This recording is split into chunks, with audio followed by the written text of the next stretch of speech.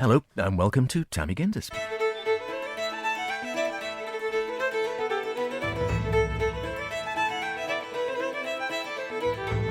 And I suppose some of you will be wondering how on earth we got to come back for another series. But here we are, taking a look at the wild, the wonderful and the downright weird things around the Isle of Man. What more could we say about the programme? Well, it is pretty much anything and everything. And this week starting off with maybe a seasonal theme. Well, you say that, but we're a little bit past this season now, I think. Well, we are, I suppose, technically, because what we're talking about is foraging, or more specifically, blackberries. And who hasn't gone out blackberrying this year is what I want to know. We get a great selection of blackberries outside our front door, literally. The hedges just outside where we live are usually covered in them. You don't have to go far then. No, not usually, except if you're not quick enough, then the neighbours are wise to this and they arrive with their buckets to just strip the hedges. And I do get a little bit territorial. Do you go out with your rolling pin and wave and say, get off, It's really tempting, but you berries. know, they are nature's gift to us all, aren't they? But the big question, as you will hear, is when are you supposed to stop picking them? This is true. And I tell you one other thing, raised by our very own Marcus Talius in the studio next door. Do they taste different depending on where you pick them? Oh, let's find out. That's a new one. We are in the north of the island on a lovely autumnal afternoon after a fairly wet day yesterday. So the ground's pretty wet, pretty marshy. I don't know whether this is the best day to try this, but we are doing one of your I wonder where this goes idea. It's a great title, isn't it? I mean, I couldn't have come up with any better. The idea behind this one is that we find footpaths that we haven't been along before and go and find out where they go. Hence the title, I wonder where that goes. So where we're standing, there is a telegraph pole behind us. There is a green lane sign with a little horse and a bike on it. I bet you loads have got it already. Shut up. Sounds like a quiz we do, doesn't it? And yeah, we are up north. Sort of, we turned left at Ballaugh and kept driving until we found this lane. Here we are. Where's Beth wandering? It could be a whole new series here. Where's Beth been? No? Don't answer that, whatever you do. So we brought our junior ramble along as well, of course, just to make sure all's above board. And what we're also going to do while we're at it is, because I know I've been down a bit of this lane before, it's laden with brambles on the side, and there seem to have been a goodly number there this year. And our own Marcus Talius had come up with the theory earlier in the year that depending on where you pick your blackberries, they taste different. So you could sort of, start blackberrying at one end of the lane, or as we are here. So there's blackberries just a few feet in front of us. I guarantee there'll be blackberries a bit further down. And he reckons you can actually taste the difference. And some of them might be really sweet, and some of them might be a bit sour, and some of them might be in between, a bit like the sort of three bears. Does it depend if they've been weed on by dogs? Well, yes. So we're going to go for ones higher up. So unless there's a Great Dane on stilts, we should be safe. Okay. The only slight issue I have with blackberrying is we're already into October. We should have stopped by now, shouldn't we? Now, that raises opens another Pandora's box of when you stop picking blackberries. And I was on this very lane 2 or 3 weeks back, blackberrying, and a lady came along. This has sort of sparked it off a bit. And I started chatting to her. She was there with her daughter or granddaughter, and we were chatting away. And I got onto this topic about when you should stop. And I said, we've got another week or so yet until the end of September. And she said, no. It's the end of October. After the end of October, you mustn't pick them. Oh. Yeah. And she said, aren't you Manx? I said, yes, well, you should know that. She said, because the reason is, it's because the witch flies over on the 31st and wheezes on them. Okay, then. Well, we're fine, because I haven't got my broomstick with me, and I don't need a wee. So good enough. Let's go. I don't know whether that's whether it's the end of September, whether it's the end of October. I thought it was the end of September as well. But anyway, we're going to try some. There are some there. They're awfully high. Is the only issue I've got. Have you got a big blackberry picker? Yes, my hand. Okay, Right. I'll hold this then. Okay, you hold that then. Let's try it. So we try a couple this end. Yes. Right. So there's a couple there. Holly, do you like blackberries? Yeah. We went blackberry picking a few weeks ago, didn't we? We've got quite a few. No, dog won't definitely not have weed on those. He's reaching very high up. We've got... Maybe dog with wings. A dog with wings. A dog with wings. Do you want to try one as well, pal? Yep, she's a good blackberry checker. It is the most glorious day. It was a horrendous start this morning, and the sun has really come out now, and it's like that perfect autumnal day where it's just slightly chilly, but not so much that you want to be inside. Right. Okay, so we've got 3 here. Holly, you going to try one? Which one do you want to try? That one. I'll have that one. You have that one. Okay. Okay. What do we think? That's a really nice one, actually. That was really nice. That's sweet. Sweet. What do you think? Nice one? Tiny bit sour. Tiny bit sour. Just tiny bit, yep. Okay. All right, well, let's walk along to find some more. We've got a bit further down and see if we go 20 or 15 yards down here and see if they taste different. Okay. So just a little bit further down. I'm surprised at how many there are still round here. This is a good spot. I feel like I've come to one of those secret places that I didn't know about. Right, here we are. A little bit soft. 3 more. What you got? A really juicy one. Oh, is that a really juicy one? Is that a nice one? Right, I'll try these ones. Just a bit further down. Does that taste any different? Do you know what? I would say that's a little bit tartar. What do you think? Really juicy. You can't taste any difference at all, can Quite you? nice. Similar. You're right. If A anything, little bit I tartar. wouldn't say there's a radical difference there, but perhaps a little bit different. We see him. Something in that... in the bush. What is that? Where? Is it the leaves? Or is it just... It might just... Oh, I don't know what it is. Can you see something sort of... Oh, it's a leaf. I think it's a leaf. Yeah, it's just a wet leaf. I thought it was an exciting animal. Right, okay, I think we need to walk a little bit further. Right. And So far, those two, similar-ish, or possibly the second one slightly tartar. okay. Okay, onwards and downwards.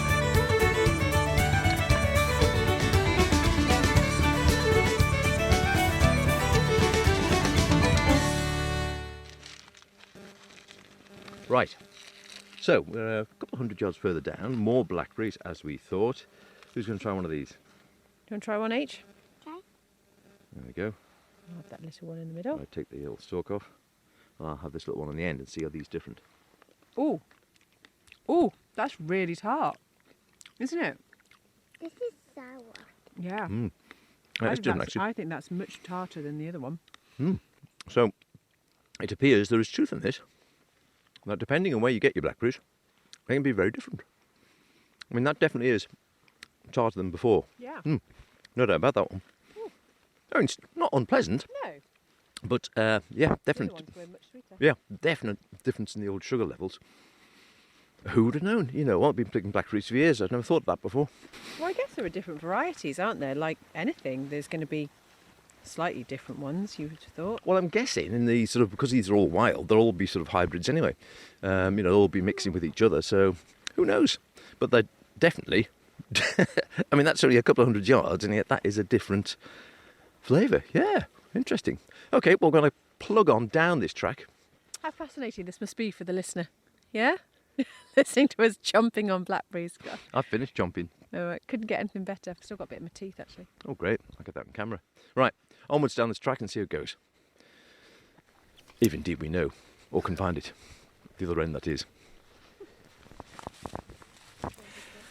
No answer to that one either, is there, realistically? And that actually, whilst I remember, brings us on to another of your ideas. So it was 2 in 1 there, really, 2 for the price of 1. So we were doing our blackberry test whilst we were out and about. But also, as we alluded to at the beginning of that, another of your ideas for what we can do, a little something different out and about in the Manx countryside. Well, yeah, I mean, it's probably not the best time of year at the moment to go out for walks. You know, the weather can be a little bit temperamental. But when it does permit, or if you don't mind the rain, if you've got decent enough waterproof clothing, finding these little footpaths that are all around the island and finding out where they go, I think it's just fascinating. And this was one that I must have driven past several times, and I've often wondered, I wonder where that goes.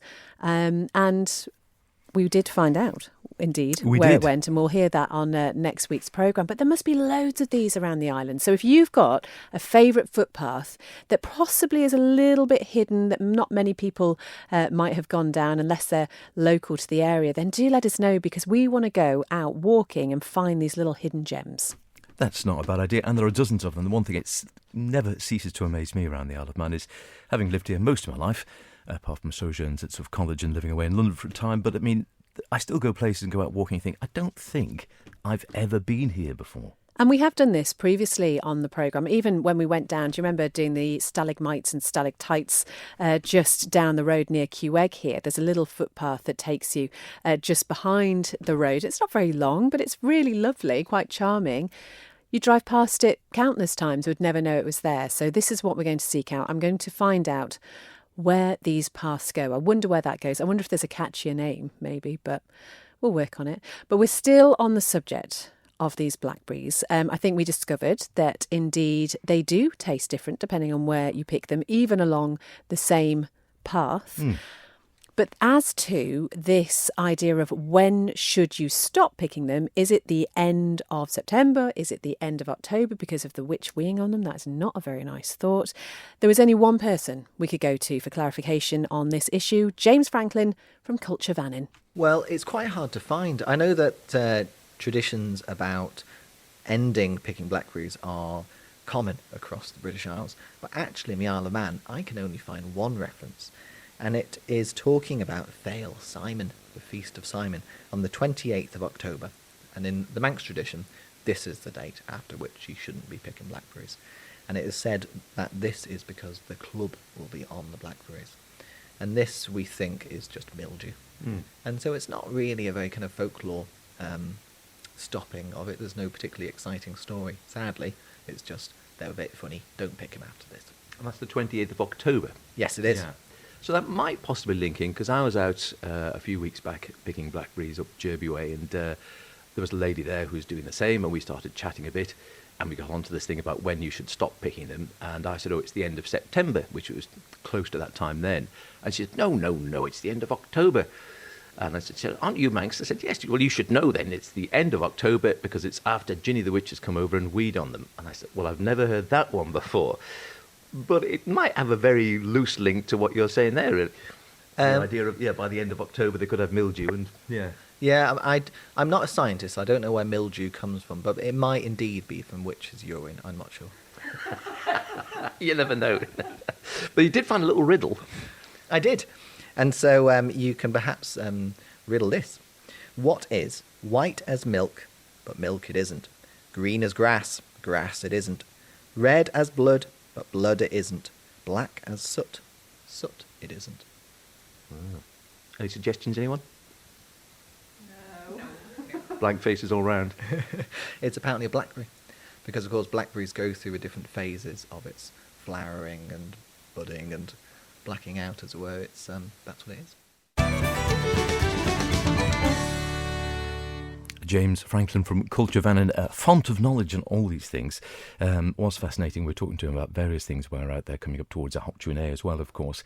And yes, it's a curious one, in that it would appear that if there is any Manx custom, it is towards the end of October for when you should stop picking them. Which would make sense, because I don't know, even walking around now, there are still quite a Still few blackberries blackberries around. So it would be a shame to think, oh, you could have had more of them, but you won't pick them because it's not the it's past the end of September. So yeah. And I know we mentioned it on Late Lunch, and a couple of people sort of said again, it was this same sort of theme of, the witch sort of comes over and curses them, or the witch wheezes on them, or this sort of thing. And I think it will be linked back to what James, I think, was mentioning there as well, that basically by the time you get late in the season, if it's mild, they might still be fruiting, but you quite often start getting, bugs, or you might get little maggots in, or you might get, botrytis, sort of mildew on them and such like. And basically they're not so nice to You don't eat. want a maggot in your blueberry So I or suppose- blackberry, do you? Not ideally. Probably wouldn't do you any harm because it's just been eating blackberries, but No. No. And as for the other one, thank you to Marcus Talius for that, because he was mentioning that on his morning programme. He floated that a while back in peak blackberry season and said, yes, how he'd been at himself And yeah, I'd never thought of that before, as I mentioned there. This idea that yes, blackberries can taste different, and yeah, I think we satisfied ourselves that that's true. I think we did, even on that small stretch of path that we were on. So look forward to next year, and maybe we can try them from different parts of the island. Now you're talking. This is Mee Gindys on Manx Radio with Beth and Howard. And if you are regular listeners to this series, you will know Who isn't? that, well, if you're a regular listener at all, are you there? You will know that every week we like to do a bit of a challenge. Now, this one, not so much of a challenge, shall I say, in the end product. This was more of a challenge that you suggested in actually putting together this piece of apparatus. All will become clear. Basically, there was something lurking in your garage and you decided that we should give it a try. Yeah, and it wasn't my car. It wasn't your car. Would you let me drive your car? No. Oh. A lovely autumn day at the weekend down at Glenwillan. Not many people here, apart from Howard, who's desperately looking at some instructions. Leg A, leg B. Right. And I can assure you this is going to be something quite out of this world. What are we doing here? Well, we thought we'd try the spin copter stomp rocket. Right. But you haven't got a clue how to put it together. Not do you need really, me to do it? Yeah. Do you know how to do it? So what we need to do is, so this is one of those stomp rocket things with like helicopter blades on the rocket. So we thought we'd see what we can manage with it. Right. We've got you, we've got little you, and we've got me. So we'll see if we can do the best. Okay. We just need to put it together. So on a level surface, place leg C notches over leg B. Sounds like an instruction for life, that. Doesn't it? Yeah. Right, well, your life there's anyway. another leg down there. Right. Okay. Right. Which one's leg C then? There's leg Place C. leg C notches Leg C. over leg B. Just give it to me. Right. Give it to me. This is painful. Hold that. Just hold it. I got it. Leg A must be inserted between leg B and leg C. Right, so put that in between there. Right. Excellent. Has she broken it? I No. haven't broken it. I've fixed it. Oh, There. right. There we go. Right. Looking good. There. Right. Now what? Okay. Right, now, launch tube and hose must be attached so that the tubing runs directly above and parallel to leg A. Directly. I didn't say directly, I said directly. Okay. Right. Here's the tube and Oh, hose. flipping it. Do you know a stomp rocket is normally just this bit? I mean, trust you to have a more complicated one. Well, I presume this goes in here, doesn't it? Well, go on then. So she's unscrewing the wing nut, and then she's going to attach a little tube onto. I presume it goes in there like that. It is. Stick it in the hole there. There we go. And then I expect you've had practice for this sort of thing. you could clearly do with some more. You're not wrong there. So now you stick the thing on the end and pump it up and off you go. Okay. So do we put it at an angle? No. All right. It was Do you? vertical, do we? Set the launching stand in the middle. Make sure the launching tube is pointing upwards because you want the rocket to go Okay. up, don't you? Right. There's no car coming, is there? No, not yet. No car. Right, there is the helicopter stomp rocket. 3, 2, 1. Oh. Well, that went, didn't it? Right, Holly, leave that there and then we'll see who goes the furthest. Okay, so here's Beth, ready for number 2. 3, 2, 1. What happened? Rubbish! Weight is a useful factor in this. Clear evidence on that is I'm the winner. So Beth's going to have a Mark 2 go. Get it right down to the bottom, as it were. Now we're talking. Hey! Oh well, hours of fun. It still works. It's been in the garage for years, but hey, all good. Stomp rocket. Who's the best, you reckon? I've got to go home for tea. There's a video of that, I think. Yeah. I think I might have lost it. Have you? You're going to put it online. No. Beth won't put it online then, so when she hasn't, you won't be able to see it. Well, I think, good suggestion, H, good suggestion. I think while you may have had more oomph behind your rocket launching, you clearly wouldn't have been able to do that if I hadn't been there to put the whole thing together. That's what we've learned You were from that helpful on that experience. side of things. Yeah. Yeah. It's true. It's yeah, and it's I don't know. Have you got? I do have these sort of. You must have some of these things kicking around. I've got the stomp rocket. I've got what I really wanted to do if I could do it again was a proper rocket. In as much as we used to do the Estes proper powered rockets, which had Yeah. real rocket engines in, and there's one that you used to be able to get, which I was trying to find, but it seems rather hard now, which has a camera on board. Right. And so you can launch it up to about 1,500 feet with a Yeah. camera, and it sort of takes a shot and then comes down on a Yeah. parachute with you looking up That's at it. going to really work well. Let's see if we can find that, shall we? I can tell Mee you're keen. Gindys here on Manx Radio. I'm moving on, and it's not far now until the 31st of October, which of course means it's Hop Tune. Now, if you listened Get your turnips at the ready. to us last year, then you might remember that we went along to what was reputedly the most haunted house in the Isle of Man. That is Milntown. We stayed the night. Nothing very much happened. There were a few little bumps maybe in the night that we couldn't quite explain. So we thought we'd head back there again this year. And there is a special programme coming up this weekend at 8 p.m. here on Manx Radio, where you can hear exactly what happened when we returned to Milntown. But That's it. Hot Tune just 2. want to set a little bit of intrigue here, because once again some recorders were placed. We had Chris Pearson and you stayed overnight, and some recorders were placed around the house while you were both in one particular room sleeping. So yours was outside Lady Edward's suites. Mm-hmm. Chris Pearson's was on the top floor outside a room which is supposed to be very, very haunted. I think that was the room where there was meant to be someone was thrown out of bed one time several years ago. I'm not going to give too much away, okay? But something did come up on this recording. Charles Gard is the director of the trustees for the Milntown estate, and we played him what comes up on this recording. Just have a listen to his reaction. So Charles, we've just played you the clip. I mean, we think it sounds a little bit like footsteps. I mean, you think it sounds almost like a sound effect. The whole point of this is that we'll have to rely on the honesty of those people involved. There was Chris and Howard sleeping in the green bedroom, and we've calculated on the sound file there that's probably coming up to 4 a.m. I can guarantee there'll be nobody in the house. None of the gardeners, no one will have come in because the You haven't back got doors someone were- living there that you didn't know about? Well, there could be someone we don't know about living there, but we've not yet seen them. And this is the upper floor where we are doing work, but the footsteps, they just seem dislocated. There's no, as you've mentioned, there's no footsteps going there, and where do they go afterwards? It's just as though someone has suddenly come to life, walked half a dozen steps, and that's all we hear. How can I explain that? I don't know. We need to send it away for analysis, I think. We should do. I mean, obviously, as Charles was saying, it was Chris and myself were the only people there. We had locked the front door and the back door before we went to bed. As far And as we I'm all aware, the key said was in. no messing around. I mean, because that Well, would just ruin the whole I will the whole happily thing. take any, lie detector. There's no point in doing it from my point of view. And Chris has been of the same throughout this when we did last year as well. So look, we're going to do it, folks. No messing around. Otherwise, we're just wasting our time. I think if Howard here had been asleep and Chris had have gone upstairs, you'd have heard him coming. You'd have heard a creak. There is none of that. Unless that is a BBC sound effect superimposed into that file, which would be very difficult to do, then it's a genuine recording. And how likely is it now that you will spend the night at Milntown? It is even less likely than it ever was.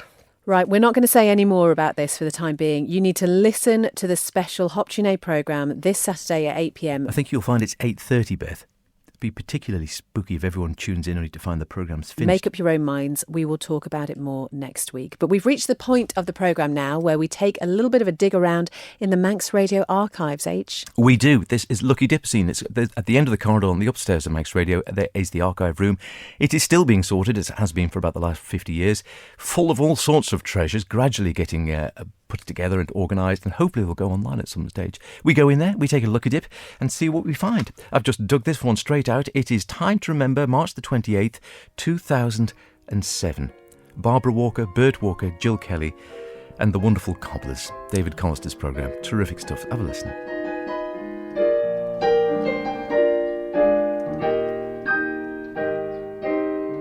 Barbara Walker at her keyboard. For many years, she was the accompanist for the productions of the Manx Operatic Society and numerous other local musical events. Born Barbara Taggart in Douglas in 1924, she still practices most days, sometimes making use of her claviola. It's a device based on the old player pianos, and it enables her to play along with difficult pieces and improve her technique. Barbara took up piano lessons at an early age. Well, I first went to Mona Cannell, but I didn't stay long with her, and then I went to Emily Christian when I was 10. And I've never looked back since. She was a wonderful teacher. I found I could play by ear, but she had to knock that all out of me so I could get chording correctly, which I did. You had a piano at home, presumably? Yes, just an ordinary operatic. And my parents were just in the church choir. They weren't musicals or didn't play the piano or anything, or organ. No. So it was a gift. I really truly was a gift, my piano playing. But it's worked out wonderfully well for you. Oh, I mean, absolutely. How many operatic shows have you accompanied, would you say? Well, I had a break. I think it must be 13 or nearly 14? 20. No, Really? nearly 20. Yes. Yes, and then I was the official accompanist in the guild then. Time to remember. 9 years. Wonderful stuff. How difficult is Fantastic it for a series. producer Do miss of a Complis. show Really to, do. What a voice. We might have more of him in our Lucky Dip series. We'll be back, same time, same place, next week. Cheerio.